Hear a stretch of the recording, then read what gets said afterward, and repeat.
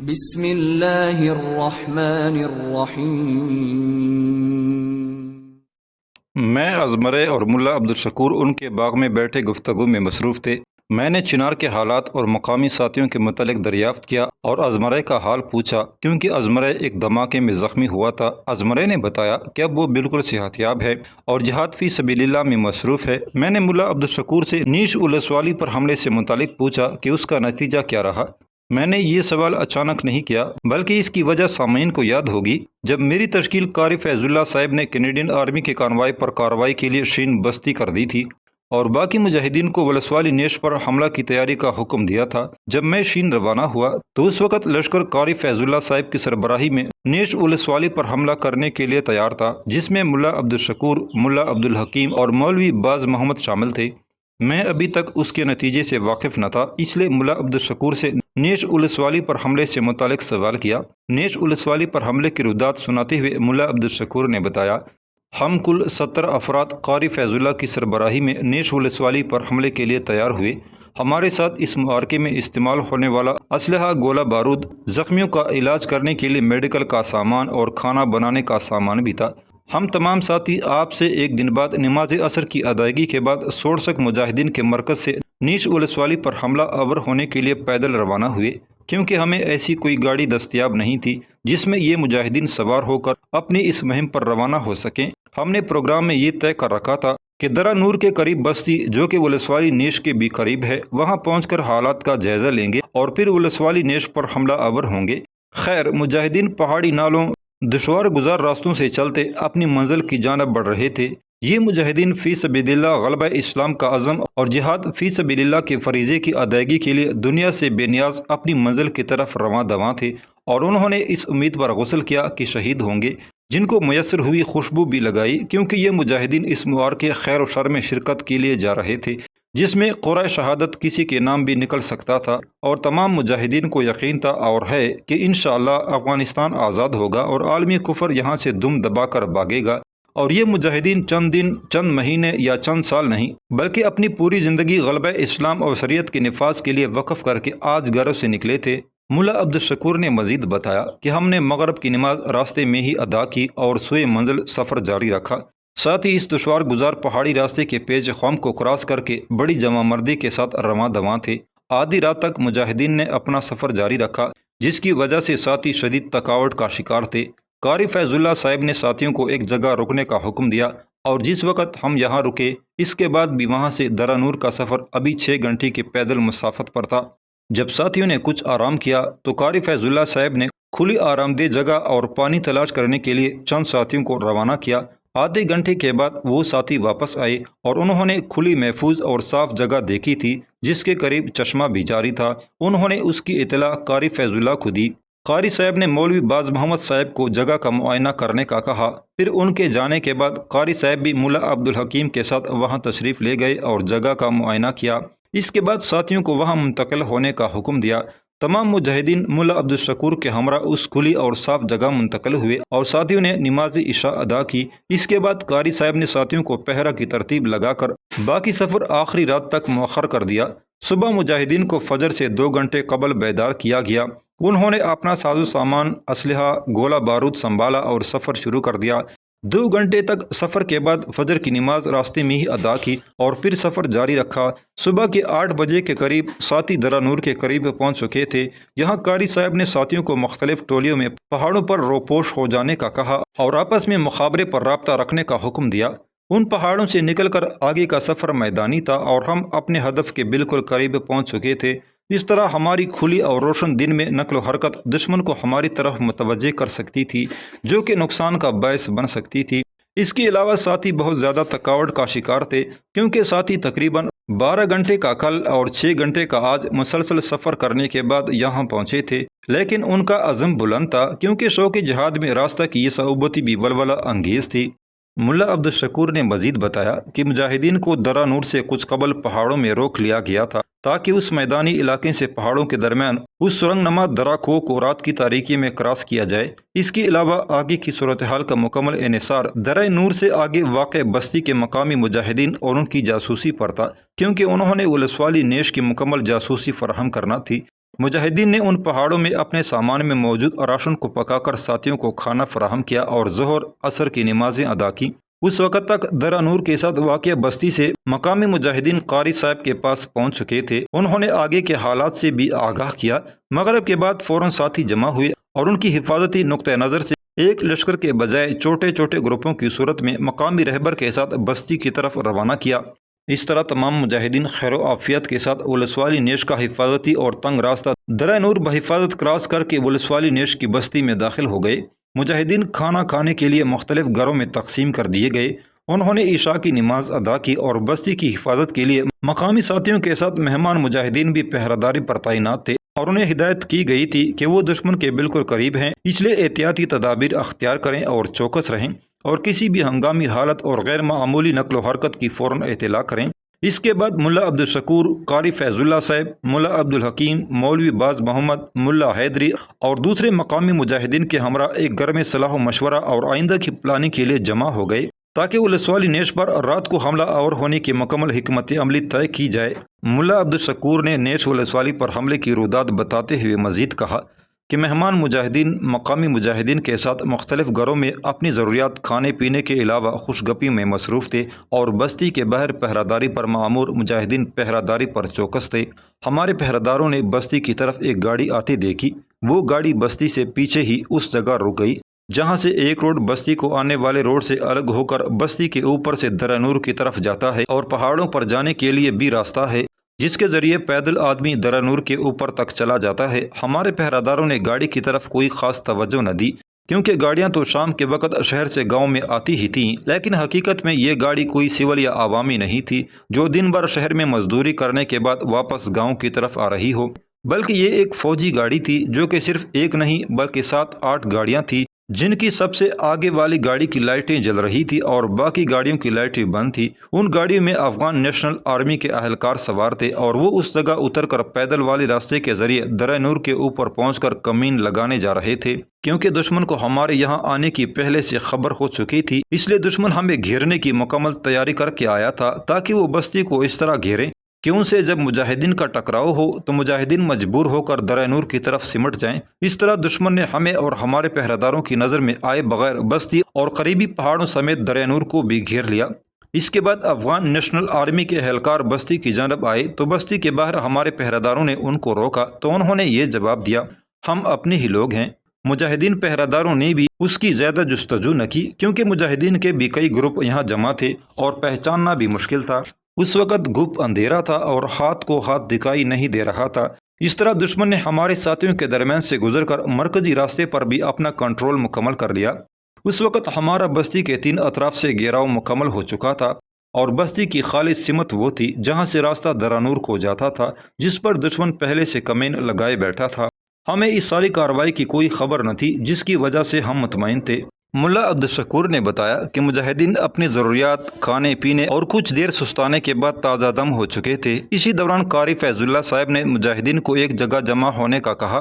مجاہدین ایک جگہ جمع ہو رہے تھے کہ بستی کے 3 اطراف سے اچانک فائرنگ شروع ہو گئی۔ دشمن نے راکٹ کے گولے بھی ساتھ ہی برسانا شروع کر دیے۔ زبردست فائرنگ اور راکٹ کے گولوں کے دھماکوں کی وجہ سے کان پڑی آواز نہ سنائی دیتی تھی۔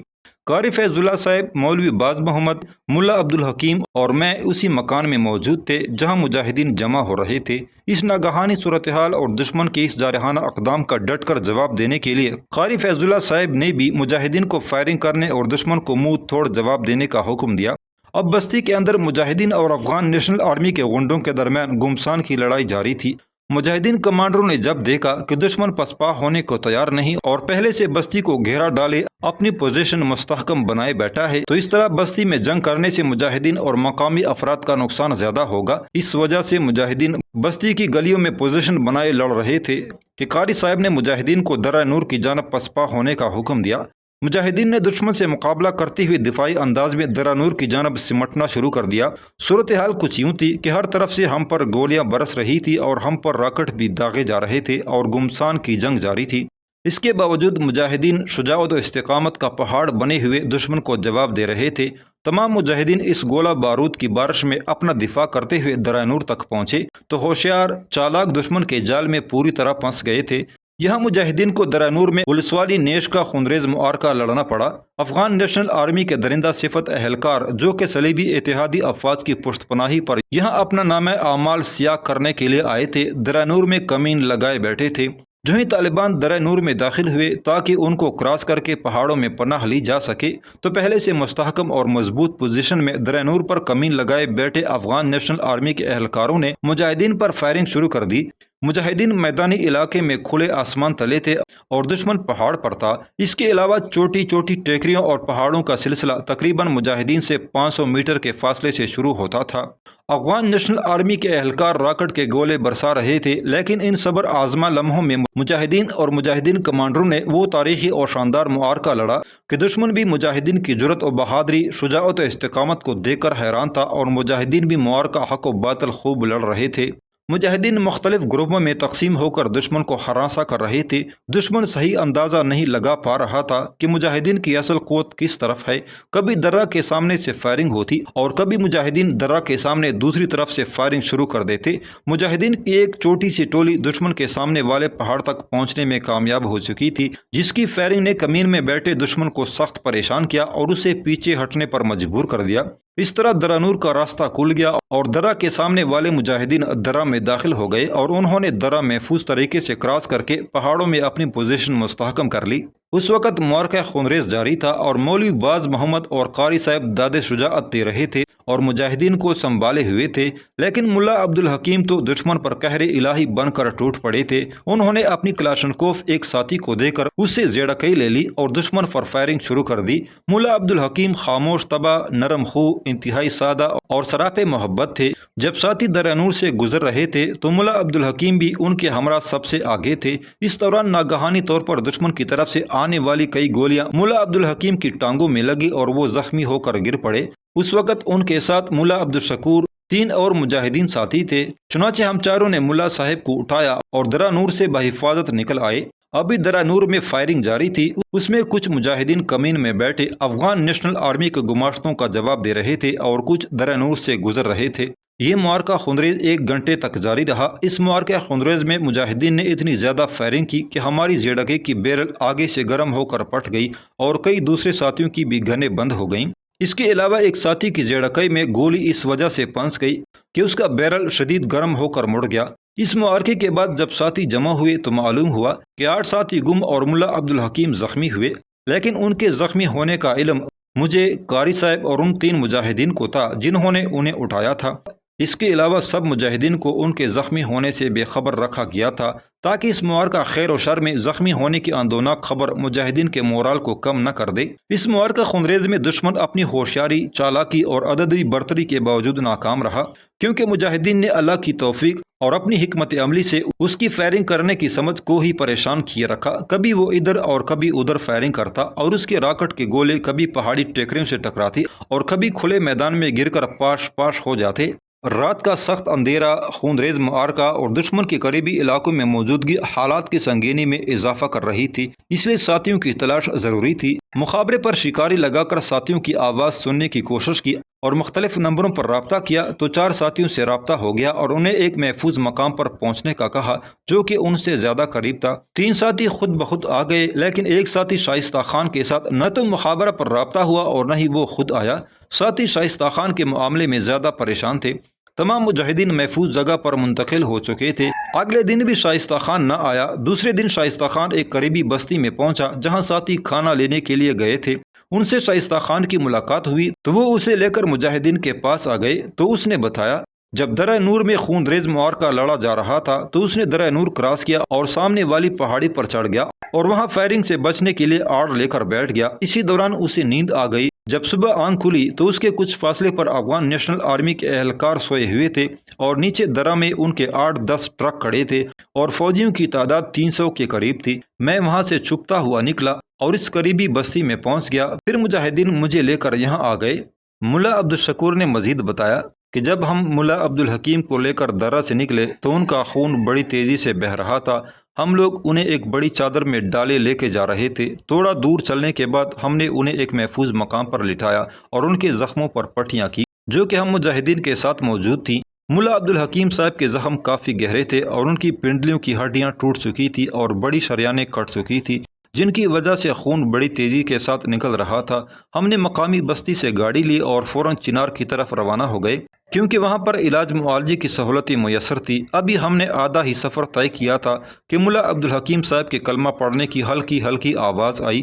ہم نے رک کر ان کی طرف دیکھا تو وہ اپنی جان افریق کے سپرد کر چکے تھے۔ شہادت کے وقت ان کے چہرے کا بڑا ہی خوبصورت منظر تھا، ہلکی سی مسکراہٹ ان کے چہرے پر پھیلی ہوئی تھی اور چہرہ پرسکون تھا، جیسے ابھی استراحت کے لیے لیٹے ہوں۔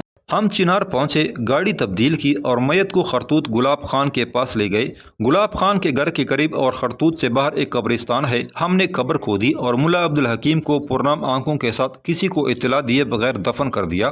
ان کی شہادت کو راز رکھنے کی وجہ یہ تھی کہ چند دن قبل امریکی افواج نے ان کے سر کی قیمت مقرر کی تھی اور شہادت کی خبر سن کر ان کا مورال بلند اور مجاہدین کا کم ہو سکتا تھا۔ نئے شعلہ صالح پر حملے کی روداد اور ملا عبدالحکیم کی شہادت کا واقعہ سننے کے بعد میں نے ملا عبدالشکور اور ازمرے کو وہ ویڈیو دکھائی جس میں کینیڈین آرمی کے کانوائی پر ہونے والے حملے میں ایک ٹینک کی تباہی کے مناظر محفوظ تھے۔ ویڈیو کے ساتھ ساتھ خانسا کے متعلق بھی بتایا اور کینیڈین کا مخابرے اور ریموٹ کنٹرول کو جام کرنے کے متعلق بھی بریف کیا اور جامی کا توڑ بھی بتایا کہ مجاہدین نے اللہ کے کرم سے کیسے اس چیز کا توڑ نکالا۔ ازمرے نے دوران گفتگو امریکیوں کی عیاری سے پردہ اٹھاتے ہوئے اپنا واقعہ سنایا۔ اس نے بتایا کہ کینیڈین آرمی والے تو مخابرہ جام کرتے ہیں، جبکہ امریکیوں کے پاس ایسی کوئی ٹیکنالوجی نہیں ہے، بلکہ وہ مخابرے کو سنتے ہیں اور ریموٹ کے لیے آنے والی ٹون سن کر رک جاتے ہیں۔ ازمرے نے بتایا کہ یہاں جو امریکی کانوائی بستیوں کی تلاشی لینے آیا تھا، اس کے راستے پر میں نے ایک بہت ہی مناسب جگہ پر مائن نصب کیا تھا جہاں سے گزرنا امریکیوں کی مجبوری تھی۔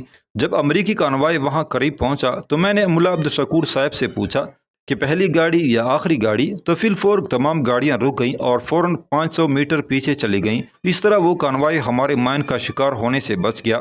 کچھ دیر غور و فکر کے بعد میں نے کہا کہ اس عیاری کا بڑا آسان اور زبردست حل موجود ہے، وہ یہ کہ جب کانوائی آپ کے نصب کردہ مائن سے آدھا آگے گزر جائے اور آدھا باقی ہو تو آپ ریموٹ کو ٹون دیں۔ جیسے ہی آپ ریموٹ کو ٹون دیں گے تو کانوائی وہیں رک جائے گی اور وہ یہ سمجھیں گے کہ مائن ابھی آگے ہے، لیکن مائن ان کے نیچے ہوگا۔ پھر گاڑیاں آگے جائیں یا پیچھے، آپ جس گاڑی کو چاہیں آسانی کے ساتھ شکار کر سکتے ہیں، اور یہ تو محض اللہ رب العزت کی نصرت و تائید ہی ہے کہ آپ فرعون وقت کی طاقت و قوت کو اس وقت محض چند لمحوں کے انتظار کے بعد اپنے نصب کیے ہوئے مائن سے تباہ کر سکتے ہیں۔ پھر ہم نے اپنے ساتھی مجاہدین کو یہ طریقہ سکھایا۔ الحمدللہ آج پورے افغانستان میں امریکہ و اتحادی افواج پر ہونے والے ریموٹ کنٹرول حملے اسی طرز پر اور اسی طرح چند سیکنڈ کے وقفے سے ہو رہے ہیں۔